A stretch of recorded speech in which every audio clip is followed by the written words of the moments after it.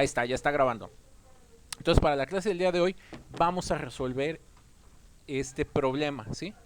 Dice, una partícula oscila con movimiento armónico simple. Estas son las palabras mágicas, ¿sí? Cuando nos dicen que es movimiento armónico simple, o también a veces aparece por ahí la palabra oscilador armónico, ¿sí? Podemos utilizar las metodologías que les vamos a exponer el día de hoy. Si el problema les dice que no es armónico el movimiento, que no es simple, bueno, que Dios los agarre confesados porque las cosas se van a poner feas. Pero bueno, no es el caso, ¿sí? Y nos dice el ejercicio que la partícula está descrita por esta ecuación. Entonces, esto que está aquí es la ecuación de movimiento. Y de esa ecuación de movimiento nosotros vamos a poder extraer toda la información que en este caso nos están preguntando por aquí abajo. Y que bueno, y cualquier otra información que se les pueda ocurrir, o sea, es lo interesante de estos métodos. Son métodos, la verdad, bastante potentes. Ahora, esto de que una partícula oscila. Este es un ejemplo general. Por ejemplo, la partícula oscilante puede ser la sombra del péndulo que discutimos el día de ayer. Entonces, esta ecuación es útil para describir un péndulo. La partícula que oscila puede ser la sombra que describimos el día de ayer, por ejemplo, para la rotación de un planeta. Entonces, esa sombra que decíamos que se movía sobre el eje X o sobre el eje Y es la partícula oscilante. Entonces, esta ecuación puede describir la rotación de un satélite o de un planeta alrededor de alguna estrella, ¿no? O un objeto más masivo. Esta ecuación puede describir de manera ahí media semiclásica la rotación de un electrón alrededor de un átomo, ¿sí? Ahí digamos, con una teoría un poquito más elemental, que ciertamente esa aproximación puede ser incorrecta, pero bueno, es útil para muchos fines. Por ejemplo, esto puede describir a una masa con un resorte, puede describir el movimiento de un átomo que está vibrando en la nube de electrones, y después con esta descripción ese movimiento lo podemos transformar, bueno, regularmente se transforma en calor, entonces con esto podemos hacer descripciones de transmisión de calor. Esta misma ecuación puede describir la propagación de una onda acústica, de una onda electromagnética. Entonces, el método es muy poderoso. Lo único que lo limita es a que ustedes se encuentren o se pongan creativos para ver esta ecuación a qué situación se les puede ajustar. Entonces, eso de que una partícula oscila, aquí engloba pues infinidad de aplicaciones. Ahora, esta clase siento yo que va a ser más sencilla que el día de ayer porque es muy de método. O sea, solo tienen que ir aplicando una serie de pasos para encontrar lo que se les está pidiendo aquí. Entonces, primer paso, tenemos que identificar las unidades. Entonces, aquí se los dice, X se mide en metros. Entonces, hay una M que ahorita se la vamos a poner ahí explícitamente en el editor de ecuaciones. El tiempo se mide en segundos, esa T va en segundos. Y los ángulos que vienen aquí, porque bueno, estos se pueden tratar como ángulos a final de cuentas, que lo más adecuado es pensarlo como la velocidad angular y la fase, van en radianes, esta fase está en radianes y este pi está en radianes por segundo. Con esas ideas en mente, pues bueno, nos vamos al editor de ecuaciones y nos vamos a encontrar con esto. Entonces, el primer paso es que ustedes identifiquen qué variable es qué. Entonces, la amplitud es de 4 metros. Entonces, aquí la vamos a colocar para tener la versión actualizada de la ecuación. Las unidades las voy a poner en rojo. La forma más habitual de resolver estos ejercicios es ignorando las unidades. ¿Por qué se ignoran las unidades? Porque las ecuaciones se empiezan a volver terriblemente toscas, muy extensas, y le empiezan a poner todas las unidades. Pero bueno, aquí por una cuestión muy didáctica lo vamos a hacer. Estos son pi radianes por segundo. Y finalmente, pues estos son radianes. Entonces ahí ya tenemos todas las unidades. Entonces esta ecuación de aquí les da la posición. Lo único que ustedes tienen que hacer es colocar o sustituir un tiempo. Quiero saber la posición de la partícula oscilante a los 3 segundos. Bueno, donde va la T, pongan 3 segundos. Quiero saber la posición de la partícula oscilante después de media hora. Pues la media hora hágala segundos, la transforman en segundos y lo sustituyen en la fórmula. Entonces, esta fórmula les dice dónde estuvo la partícula, dónde está y dónde estará. Entonces es, digamos, la explicación, identificación de las variables. Vámonos a ver qué nos pregunta cada uno de los incisos. Entonces, el primer inciso nos pide, dime cuál es la amplitud y calcula cuál es la frecuencia y periodo del movimiento. Entonces, para poder hacer esto, solo hay que hacer una simple identificación de datos. En este caso se identifica la amplitud como 4 metros y pues esa es la respuesta. ¿De dónde salieron esos 4 metros? Bueno, hay que identificarlo aquí de la ecuación de movimiento. Ahora nos van a pedir que calculemos la frecuencia. Entonces, el día de ayer vimos unas fórmulas, platicamos unas fórmulas, nada más vamos a poner esto en negro, para que no se confunda con una unidad. Vimos que el periodo pues es igual a 2pi entre la frecuencia. De hecho, las fórmulas las pueden consultar de aquí mismo, nos podemos regresar un poquito. Y por ejemplo, aquí está el periodo, ¿no? El periodo es 2pi entre la frecuencia angular. Bien importante que no vayan a confundir frecuencia con frecuencia angular, son cosas sutilmente diferentes. Entonces aquí nos va quedando 2pi y aquí nos queda la velocidad angular. Entonces, como ya identificamos quién es la velocidad angular, bueno, la velocidad angular es esta cantidad. Entonces, solo hay que hacer la sustitución de ese valor para encontrar el periodo, ¿sí? Entonces, aquí donde va la omega va esta cantidad. Pi se cancela con pi.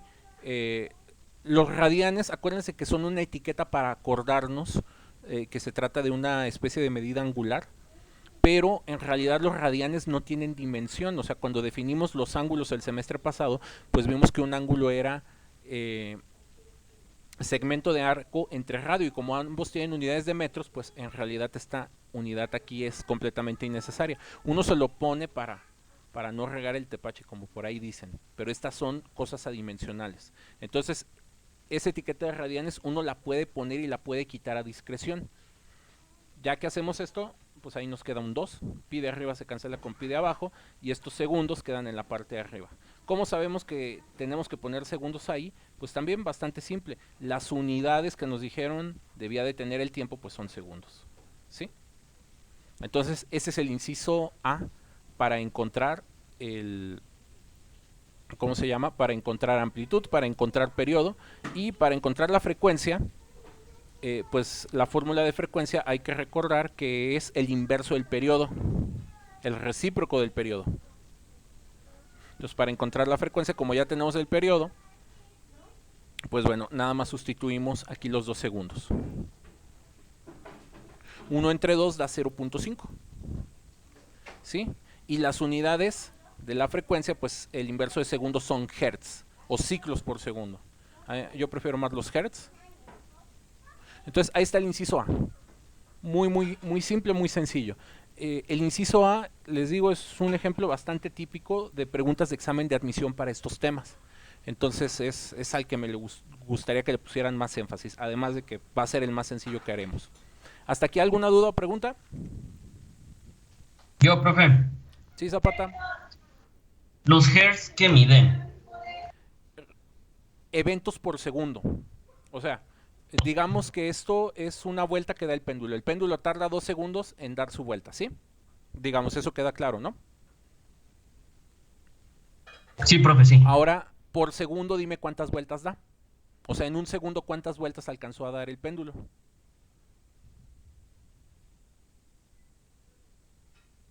Media vuelta. O sea, en un segundo tarda dar media vuelta. ¿Ya queda más claro? Sí, profe, es que se me hizo me interesó porque en los monitores viene tantos hertz. Y Sí, dije, por ejemplo, vamos a poner el ejemplo que estás mencionando de los hertz. Sí, de hecho, ese está interesante. Resulta que la computadora, o bueno, cualquier cosa que mande señal a una pantalla, lo tiene que hacer con cierta frecuencia. Por ejemplo, para que nuestros ojos puedan percibir la ilusión de movimiento, todos saben que las caricaturas pues no se mueven, en realidad son una secuencia consecutiva de imágenes puestas una detrás de la otra. ¿Qué tan rápido tienen que cambiar las imágenes para que tú sientas la percepción de movimiento? Tienen que ser de por lo menos 14 imágenes por segundo. Entonces necesitas por lo menos una frecuencia de lectura de datos del monitor de 14 Hz. Si tu pantalla no puede leer a esa velocidad, pues tu pantalla no puede mostrar las imágenes y se van a trabar. Ahorita que andan de moda los videos de ultra alta resolución, el HD, por ejemplo, esas películas que ustedes ven la pantalla y sienten que el mono está ahí adentro como que es movimiento real, es movimiento a 60 Hz. En lugar de 14 imágenes por segundo, nos están mandando 60 imágenes por segundo. Pero para que en la pantalla se vea padre, tu pantalla debe de tener la capacidad de leer 60 imágenes por segundo. No todas las pantallas pueden hacer eso, ¿sí? Y tú puedes programar, o digamos cierto programa, por ejemplo cuando pones algún juego, si tu pantalla no está bien configurada con la frecuencia de lectura, con la cantidad de información que te manda tu computadora o tu consola, tu videojuego, pues la pantalla se va a ver mal o se va a trabar o simplemente no va a funcionar. Entonces ahí queda clara la idea, Zapata. Sí, profe. Sale, Cristian, te escucho. Sí, profe. Sí, son dos cosas. ¿Esta ecuación sirve para cualquier tipo de movimiento o nada más para el armónico simple? Para el armónico simple.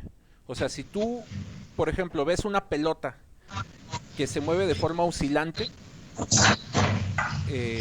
y el periodo imagínate que es una pelota que está en una rampa y sube la rampa y baja la rampa y sube la rampa y la vuelve a bajar, y ahí está dando vueltas, sin perder la altura. Puedes usar esta ecuación para hacer la descripción, Cristian. Entonces, más bien este modelo, la idea es, piensa en situaciones donde esta ecuación te puede sacar del apuro. Ok, y la segunda es la amplitud de... La amplitud de ida tiene que ser la misma que la de regreso, Así es. Si no, no puedes siempre. usar esta ecuación. Por ejemplo, si tu pelota sube más la rampa izquierda y menos la rampa derecha, esta ecuación no sirve. Ah, ok. ¿Sale? ¿Alguna otra duda? Pues bueno, si no, vámonos al inciso B. El inciso B, vamos a quitar esto aquí. Ah, caray, ¿dónde dejé? Ahí está. Entonces regresemos para acá abajo. Ah, no, ya me... Perdón, estamos aquí. El inciso B. Nos piden calcular la velocidad y la aceleración de la partícula en cualquier instante de tiempo. Entonces vamos a entender conceptualmente a qué se refiere con eso en cualquier instante. Esta ecuación les da la posición en cualquier instante del tiempo de la partícula que estén describiendo, por ejemplo pensando en el péndulo. Entonces lo que les pide el inciso B es que encuentren una fórmula parecida para la velocidad y otra fórmula parecida para la aceleración, que siempre les esté dando la posición, en este caso la velocidad de la partícula en cualquier tiempo y la aceleración de la partícula en cualquier tiempo. Entonces para hacer eso solo tenemos que hacer una derivada. Entonces estas son las fórmulas, ¿sí? Para resolver el inciso B. Para calcular la velocidad tenemos que calcular la derivada respecto al tiempo de esta fórmula de aquí arriba. Para calcular la aceleración debemos de calcular la derivada de el primer resultado que obtengamos de aquí, o visto de otra manera, la velocidad es la derivada de la posición respecto del tiempo, entonces tenemos que calcular la doble derivada, ¿sí? Entonces este d de t, acuérdense, significa derivada. A lo mejor se los enseñaron con la prima, con la comita o con un punto, ¿sí? Que son otras formas de escribir las derivadas. Entonces para hacer el inciso B vamos a usar esta, ¿sí? Y donde está x de t, pues vamos a sustituir nuestra ecuación de movimiento. Entonces aquí va. Y hay que hacer esa derivada, ¿sí? Digamos sin más preámbulo. Aquí veo un comentario. Eder lo hizo con la prima, ¿sí? Eso suena muy feo, Gustavo. Ay, Gustavo. Qué cosas, ¿no? Qué cosas. Luego así se arman los chismes. Sí, le salió lo norteño exactamente. Fue lo mismo que pensé. No, no, no, no. Sale. Entonces, después de ese lapsus brutus, vámonos a hacer esta derivada, ¿no? Entonces, el procedimiento, aquí vamos a quitar esto no lo ocupamos aquí, que vamos a utilizar es el de la regla de la cadena, que pues yo esperaría que ya se supieran. Estos 4 metros son una constante, entonces ya quedan fuera de la derivada, ¿no? Incluso aquí para evitar confusiones vamos a ponerlo en un paréntesis, ¿no? Para que esto vaya funcionando bien. Luego necesitamos la derivada del coseno. La derivada del coseno, pues es seno, es menos seno. Entonces aquí vamos a poner menos seno. Ay, de hecho, para que nos quede bien esto, necesito ir cambiando como los paréntesis. Entonces aquí adentro vamos a poner la derivada del coseno. La derivada del coseno, pues, es simplemente menos seno. Y finalmente necesitamos la derivada de adentro, la derivada del argumento, vamos a ponerlo en otro paréntesis. La derivada de aquí adentro respecto del tiempo, bueno, pi sobre 4 es un número, entonces eso es una constante, la derivada de una constante da 0. Entonces la derivada de esto de aquí nos va a dar únicamente esta cantidad, pi radianes por segundo. Y para finalizar el inciso, pues hacemos ahí las simplificaciones pertinentes. Entonces vamos a multiplicar 4 por pi con ese signo menos y nos va a ir quedando menos 4 veces pi. Y ahora las unidades que van a tener es radianes por segundo por metro. Entonces podemos quitar los radianes, acuérdense que son una etiqueta recordatoria. ¿Sí? Son una simple etiqueta. Aquí vamos a poder, esto que está aquí pasa igualito. Y las unidades que nos van a quedar ahora, metros, se sustituyen, por así decirlo, esos radianes. Entonces las unidades que le quedan a estos son de metros por segundo. Justo como lo esperábamos, las unidades de la velocidad tienen que ser de metros por segundo. Y como este va a ser los resultados, para ser así como más enfáticos, los resultados que vayamos sacando los voy a poner de color morado, igual que en el otro video. ¿Sí? Entonces los resultados que nos está pidiendo el ejercicio vamos a marcarlos con un color distinto para ir distinguiendo. Entonces esta es la fórmula que estamos buscando. ¿Sí? Y las unidades otra vez se las voy a dejar de rojo. ¿Por qué las dejo de rojo? Porque es algo que le van a poder quitar al resultado. ¿Sí? Entonces esto era lo que nos estaba preguntando el problema. ¿Sí? Esta viene a ser la respuesta y bueno, aquí las unidades las vamos a dejar del color original. Y sepan que en cualquier momento ustedes las pueden omitir, pero bueno, ayuda mucho irlas llevando para que funcione. ¿Alguna duda de cómo se obtuvo esta fórmula? Una simple derivada, regla de la cadena.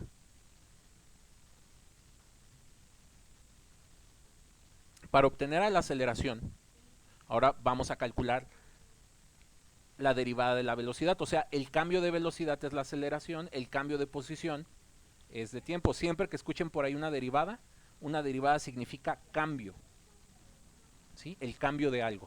Y bueno, como en este universo las cosas constantemente cambian, por eso les insistía tanto que saber bien cálculo, pues es entender el lenguaje del universo, es poder predecir lo que a ustedes se les ocurra o se les antoje.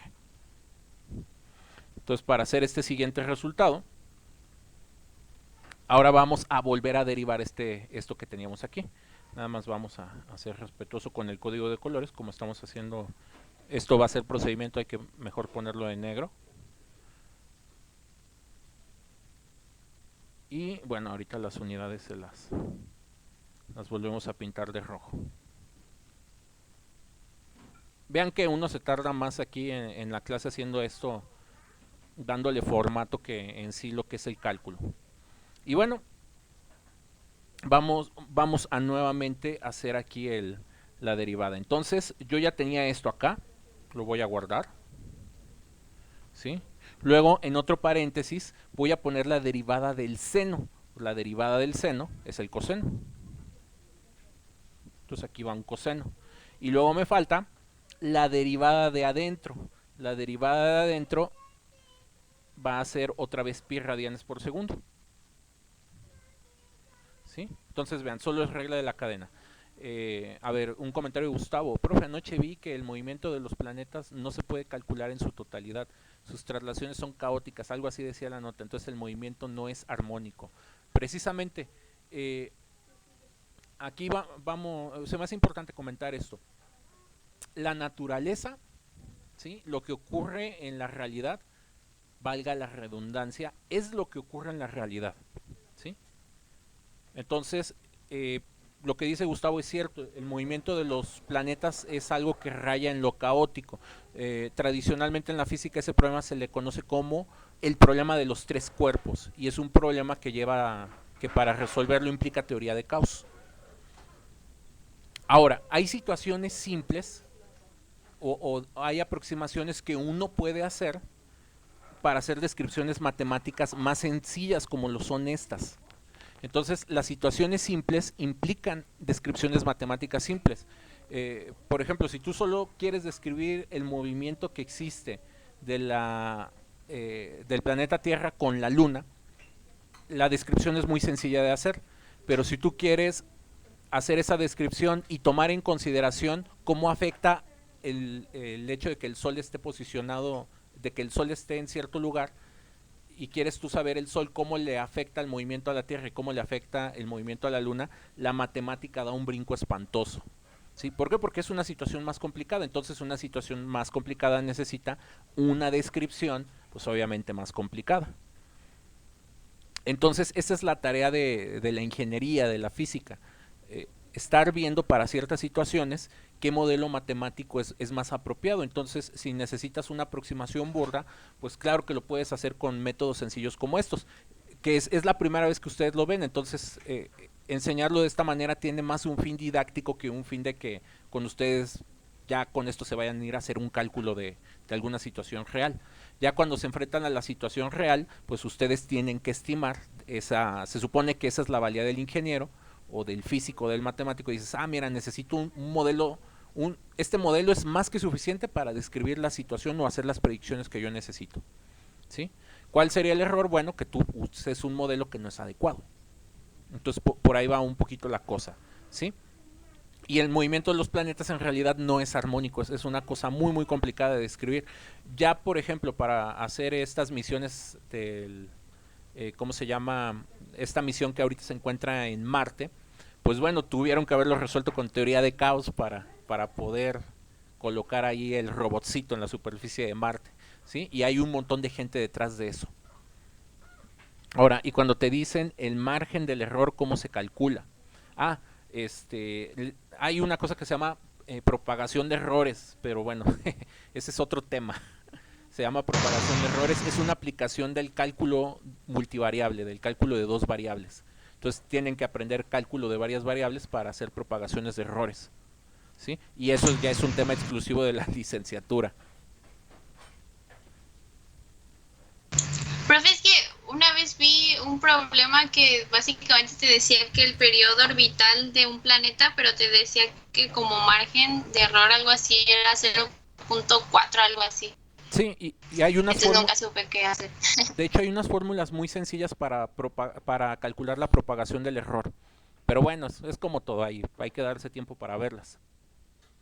¿Sí? Y, por ejemplo, si tú haces una estimación estadística o con una fórmula te dicen o tú haces una predicción con una fórmula y te dicen que puede haber un error o una incertidumbre, pues bueno, eso se puede calcular cómo el error en una medición puede afectar la estimación de una fórmula.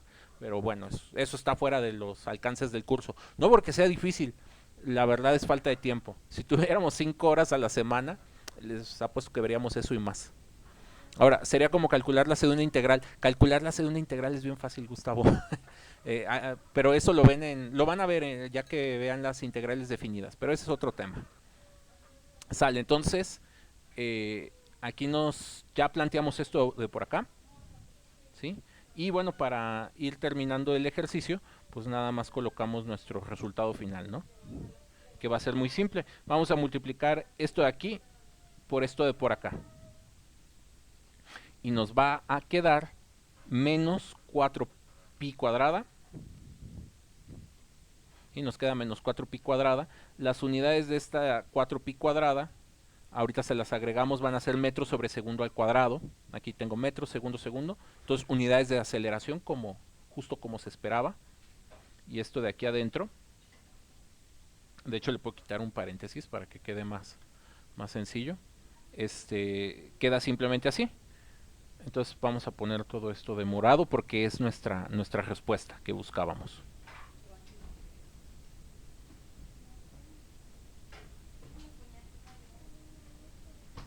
¿Sí? Ahorita si nos da tiempo ya aquí les muestro cómo se llama, cómo hacer una propagación de errores. Son terriblemente sencillas. Son unas reglitas así que hay que saberse de memoria, que salen del cálculo multivariable, pero ya para efectos prácticos de ahí se deducen unas fórmulas que son más o menos simples de aprender. Y bueno, aquí para poner las unidades, estas son metros sobre segundo al cuadrado. Por eso les digo, llevar las unidades hacen a veces las cuentitas como muy engorrosas, ¿no? Vean que empiezan a aparecer como ya muchos símbolos y luego en los símbolos te pierdes. Entonces acuérdense, todo eso que esté de rojo ustedes lo pueden quitar en el momento que quieran y ya la solución les queda como más compacta. Entonces ahí está el inciso B. ¿Alguna duda con el inciso B?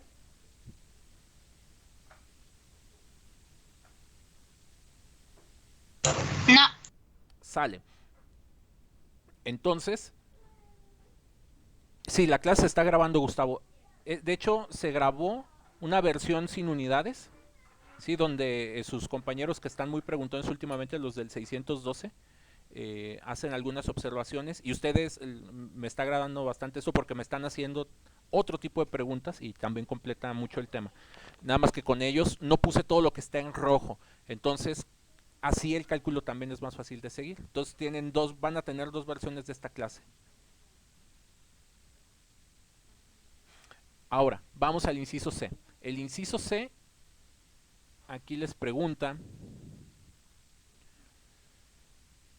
la posición, la velocidad y la aceleración en el instante igual a t a un segundo. Entonces aquí nos están preguntando que digamos cuál es la velocidad cuando o sea, cuál es la posición, velocidad y aceleración cuando el tiempo es igual a 1. Entonces para hacer eso, lo único que hay que hacer es la función x de t, evaluarla en un segundo, como esto va a ser una unidad, lo ponemos de color rojo. Hay que evaluar la fórmula de velocidad en t igual a un segundo y la fórmula de aceleración en t igual a un segundo. Entonces el inciso C es muy simple. Tomamos la fórmula de acá, por ejemplo para calcular el primero, y aquí ponemos pues un segundo.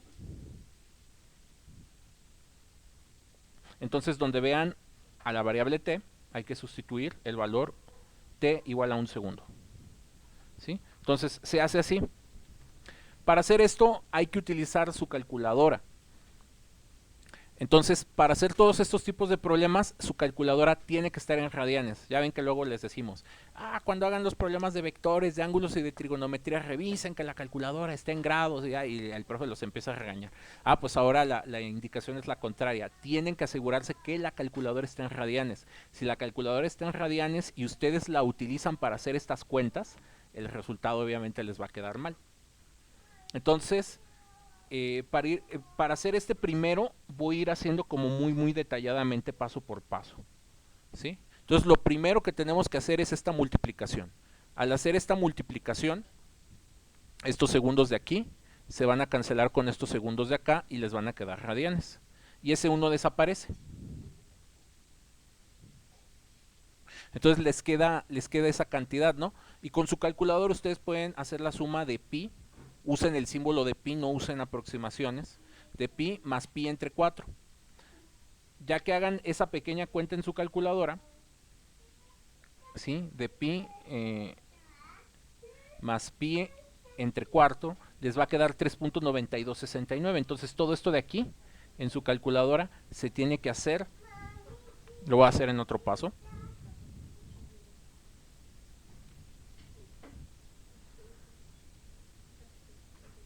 Se va a hacer 3.9269 y ahí le pueden quitar la etiqueta. Cuando calculen el coseno de ese número, les va a ir quedando aquí 4 metros, que ahora van a estar multiplicados por, de hecho lo voy a copiar de acá, mejor, van a ser 4 metros, que ahora van a ir multiplicados por menos, no quería hacer eso, van a ir multiplicados por menos 0.7071. Y aquí les van a faltar unas cifras, ¿no? Entonces les pongo puntos suspensivos porque yo los cálculos los estoy haciendo con todos los decimales. Y ya que multipliquen 4 por ese número, aquí les va a quedar menos 2.82. ¿Sí? Y las unidades pues son metros. Entonces, cuando haya transcurrido un segundo, este objeto se va a encontrar en la posición de menos 2.82, es decir, se encuentra a la izquierda. A ver, vamos con la siguiente tanda de dudas. La clase se está grabando, genial. Aún no nos enseñan a calcular la C, eso es muy fácil. De hecho, van a aprender que la C en realidad se hace 0. Pero bueno, ya que se los muestre. Así le hicieron a mi tío, ya hay que ponernos a estudiar. Échenle ganas. Profe, lo de la teoría del caos es como cuando hablamos de millones o miles de millones, que al sumarle, por ejemplo, un 10 o un 15, es tan insignificante que se ignora. No, miren, dejen platicarles la teoría del caos, cuál es la idea. Digo, veo que aquí nos queda suficiente tiempo. Dejen hacerles un pequeño dibujo, ¿no? Como para ilustrar el concepto de que es una teoría caótica. En matemáticas, sobre todo en cuestiones de aplicaciones físicas, digamos que tú quieres resolver un problema como este. Tienes esta es una mesa de billar, la hoja es una mesa de billar, aquí tengo una pelotita, ¿sí? Y yo le voy a pegar con el taco, ¿no? Le vamos a pegar con el taco. Entonces, este es un problema que queremos resolver. Si yo le pego completamente derecha, yo le pego de forma completamente vertical, hago que el taco se mueva perfectamente vertical. ¿Hacia dónde se tiene que ir la pelota?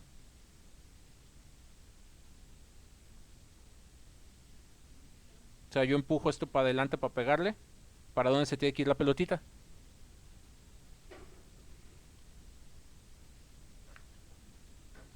¿Para adelante? Para adelante, ¿sí? Entonces, esa es la teoría clásica. Y luego ya llega aquí y vuelve a rebotar, ¿no? Y bueno, el taco ya no está y... Entonces, vean, es un problema muy sencillo. Si yo al taco le doy una pequeñísima inclinación, ¿sí? O sea, le pego un poquito chueco, la pelota, ¿hacia dónde se tiene que ir?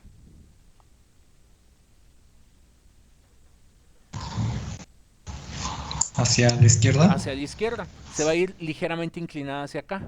Y cuando llegue aquí, va a rebotar y, bueno, va a acabar por acá. Entonces, esas son las teorías clásicas. Tenemos una situación que le podemos llamar la situación original. Ya sabemos la respuesta de la situación original. Si tú haces una pequeña variación de la situación original, tú también ya sabes la respuesta del nuevo problema. Es una pequeña variación de la respuesta original. ¿Sí estamos de acuerdo con eso? Es como muy lógico, ¿no? Entonces, eso se llama teoría clásica o teoría determinista. ¿Sí? Y es todo el tipo de teorías que ustedes han estudiado hasta la fecha. Una teoría caótica implicaría algo como esto. Digamos que en mi problema original yo le pego derechito y sale derechito y todo ocurre como lo habíamos descrito. Si esto tuviera alguna componente caótica o fuera un fenómeno caótico, cuando nosotros hiciéramos la pequeña variación, esta cosa empezaría a ser una cosa... el resultado sería completamente diferente a la pequeña variación inicial. Y luego, si tú le haces otra pequeña variación en otro sentido, el siguiente resultado no se parece al que hicimos. La pelotita a lo mejor va a ser esto y se va a quedar ahí pegada. Entonces, las teorías caóticas, las pequeñas variaciones se convierten en respuestas muy, muy diferentes.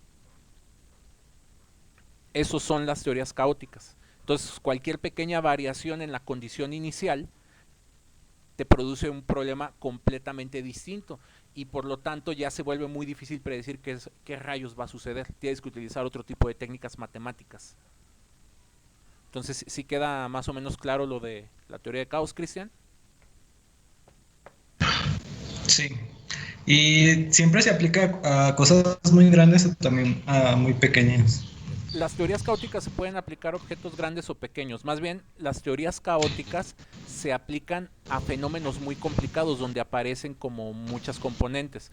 Regresando a lo primero que dijo Gustavo, cuando tratamos de resolver la atracción gravitacional de dos cuerpos, la teoría es clásica y funciona muy bien. Cuando le metes el tercer cuerpo, la teoría se hace caótica. Es decir, es una situación más complicada. Y obviamente tres o más cuerpos ya la mantienen en un caso caótico.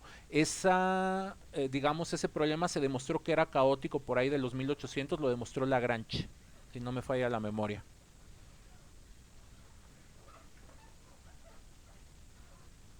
Sale. ¿Algo más, Cristian? Antes de volver a nuestro aburrido problema. Es que Sale, luego dice Jackie que si puedo hacer la gráfica.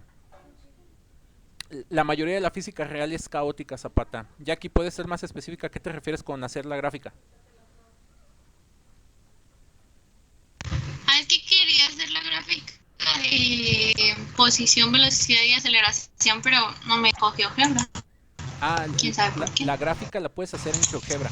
De hecho, eso lo voy a hacer la siguiente clase. Les voy a enseñar cómo resolver esto gráficamente. Pero ahorita el punto es centrarnos en el procedimiento, Jackie. ¿Sí? Sí. Sale. Entonces, ya para ir terminando esto, entonces obtuvimos este resultado. Para obtener los otros dos resultados, ya lo podemos hacer de una forma mucho más directa. Tomamos esta fórmula.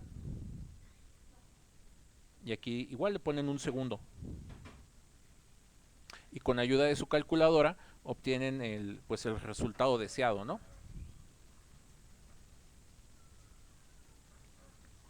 Entonces voy a hacer así ya más rápido con mi calculadora.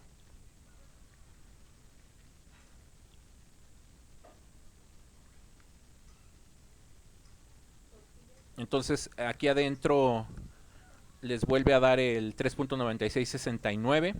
Le sacan el seno a eso. Les va a dar menos 0.7071. Y luego eso lo multiplican por menos 4pi. Y el resultado que van a obtener acá es 8.88 y las unidades son estas, metros por segundo. ¿Sí? Entonces así se obtiene la velocidad en un segundo. Para obtenerla a la aceleración, pues tomas esta fórmula y evalúas en t igual a un segundo. Entonces aquí va un segundo y acá va un segundo. Y el resultado que deben de obtener de aquí es otra vez el pi más pi cuartos. Luego eso le van a sacar un coseno. Luego eso lo van a multiplicar por menos 4. Y luego eso lo van a multiplicar por pi elevado al cuadrado. Si hacen todo bien en su calculadora, aquí deben de obtener más 27.91. Y las unidades de esto son metros por segundo al cuadrado.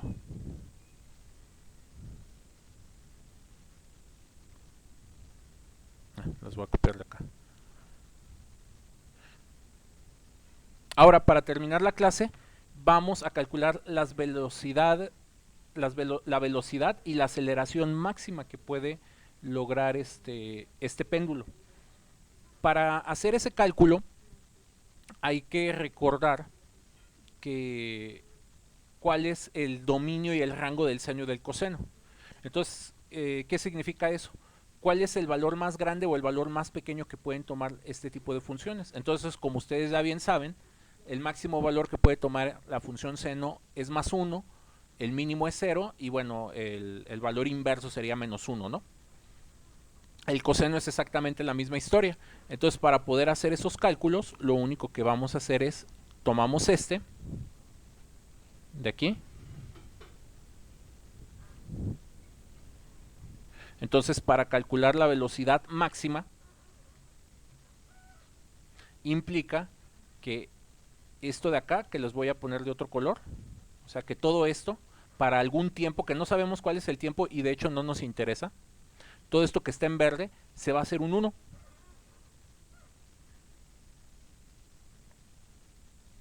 ¿Sí? Entonces todo esto en verde se hace un 1 y nos queda este resultado. Y ya con ayuda de su calculadora, pues hagan menos 4 por pi. O bueno, simplemente 4 por pi. Entonces la velocidad máxima que puede... ¿Puedes repetir eso? Es que se le trabó. Para obtener la velocidad máxima,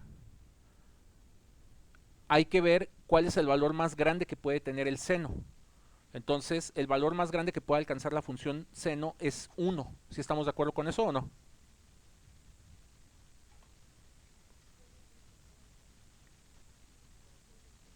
Bueno, Jackie. Sí, O sea, creo. tú haces una gráfica del seno y vas a ver que lo más alto que llega es al 1 y lo más bajo que llega es al menos 1.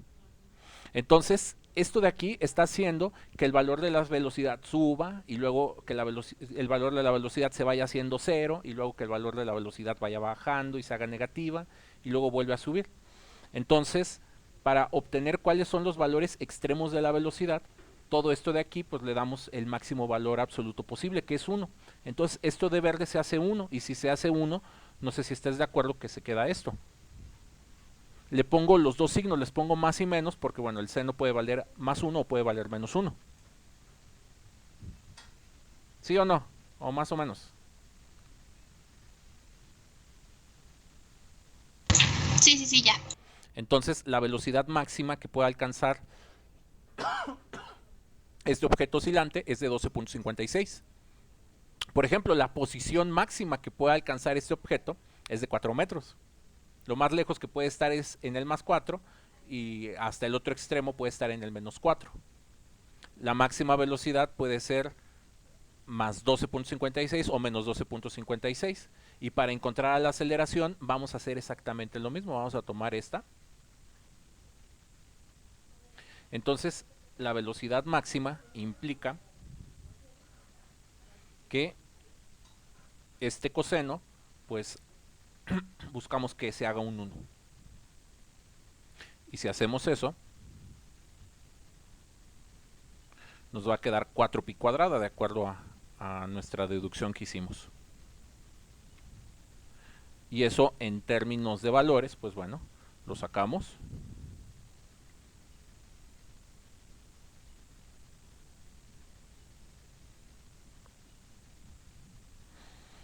Entonces primero elevan pi al cuadrado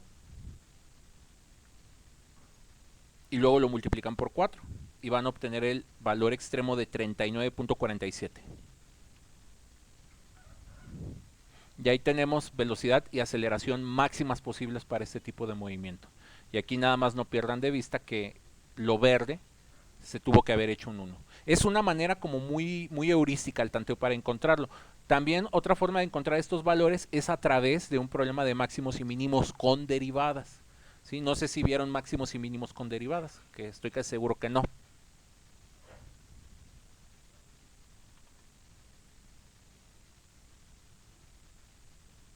Bueno, su silencio lo tomaré como un no. ¿Salen, muchachos? Entonces, esa es toda la clase de hoy. Aquí detengo la grabación.